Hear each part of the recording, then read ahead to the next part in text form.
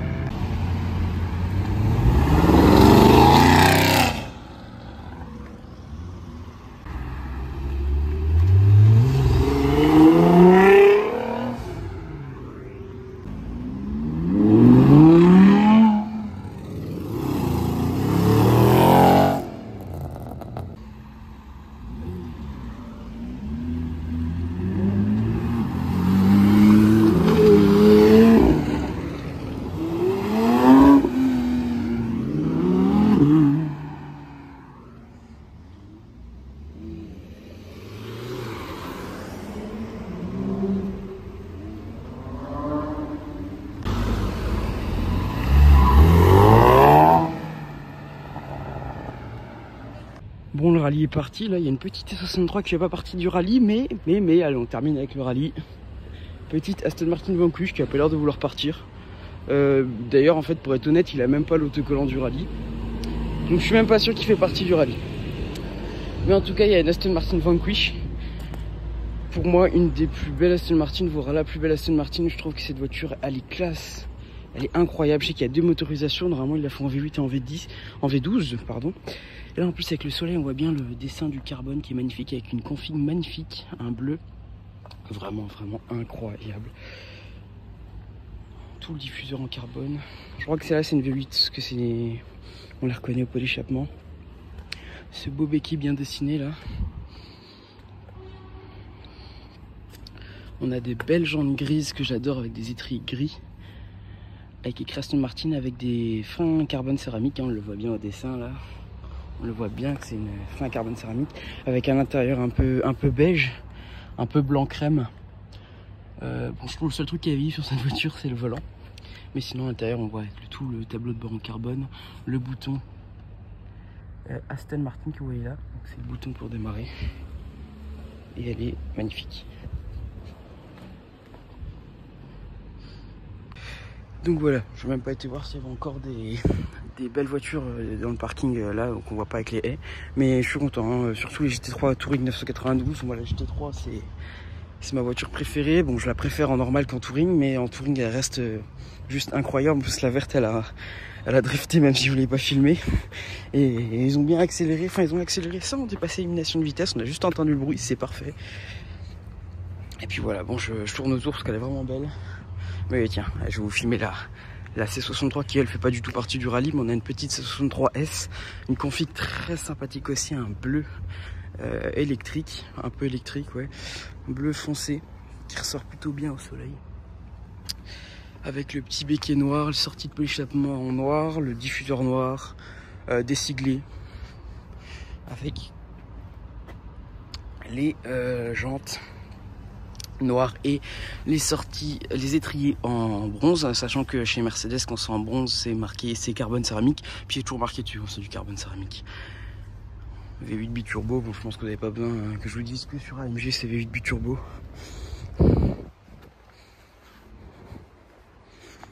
Moi je suis dégoûté, juste j'ai pas... Je voulais filmer une première R8 et une RS7 Performance, c'est la première que je suis arrivé et ça a pas filmé, donc je suis un peu dégoûté. Et j'ai loupé aussi le départ d'une Challenger, Ferrari 488. Mais bon, j'ai vu l'essentiel. Et en plus, il y en a encore qui font même pas partie du rallye. Donc franchement, que demander de plus? Oh, je n'ai même pas filmé l'avant, je vais essayer de vous filmer l'avant. Ah, l'intérieur non plus. Les sièges baquets AMG avec les petits liserés blancs. Également le liseré blanc au volant à midi. Et les inserts en carbone également sur le tableau de bord. Et je vous filme un petit coup l'avant. Même si comme d'habitude elles sont jamais bien garées. Pour vous filmer l'avant. Magnifique voiture, une très belle config.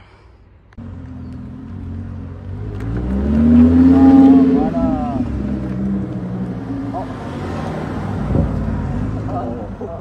Il y a eu un petit rond. Au moins ils sont gentils.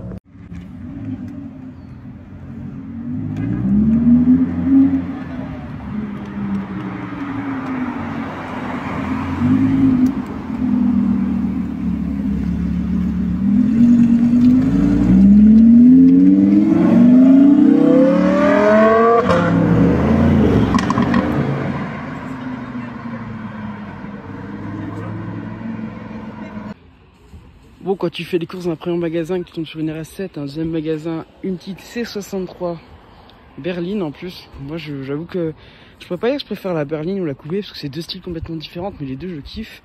Bon, en vrai, si je pense que je préfère quand même la berline, elle est belle. Là, comme ça, classique noir, avec des belles jantes noires. Elle est classique, hein, l'intérieur noir sur piqûre blanche classique. Elle est juste super agressive. Et surtout qu'en vrai en berline on voit pas des masses, hein, autant des coupées on en voit quand même. Et du coup je suis content de tomber là-dessus, elle est magnifique. V8 biturbo, 6 litres 3 comme de base c'est ça, hein, c'est 63 6 litres 3, 45 4 litres 5, à 35 3 litres 5, c'est dû à ça en fait les chiffres chez AMG, voilà. Bon, reprise du carspotting à Gérardmer, là on commence avec du lourd pour moi, mais DS19. Bah, je vous les filme tout le temps, en ce moment dès que j'aurai une je vous la filme, et honnêtement je dis toujours la même chose. DS super. Je dis toujours la même chose, mais je kiffe cette voiture, regardez-moi cet intérieur qui est complètement ouf, qui est magnifique. Cette couleur elle est magnifique, je pense qu'elle a été restaurée, ou du moins très bien entretenue. Un Hollandais qui vient en DS19 en vacances en France et lui fait un petit peu de route avec une petite française. Franchement, je trouve ça très sympa ceux qui font ça. À l'arrière, on connaît cette voiture que j'adore parce que quand tu regardes la forme, elle est penchée comme si elle va s'envoler. Et puis ce toit ouvrant des époques. Et puis voilà, c'est cette banquette à l'arrière, rien de plus confortable.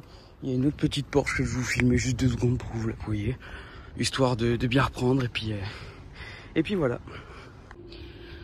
On voit une petite 718 Cayman, mais bon, rien de fou. Bon allez, un très beau spot à Gérardmer, un petit S63 décapotable coupé. On n'en voit pas beaucoup et ça fait plaisir à voir. Un beau blanc avec tous les détails noirs. L'intérieur grand luxe, hein, la classe S coupée, c'est vraiment grand luxe. Tout en ayant une voiture sportive de malade. Magnifique, franchement c'est une voiture de fou, elle est magnifique.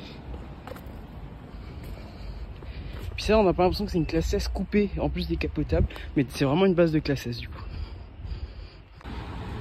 Bon allez, petite trouvaille, une petite Corvette C3.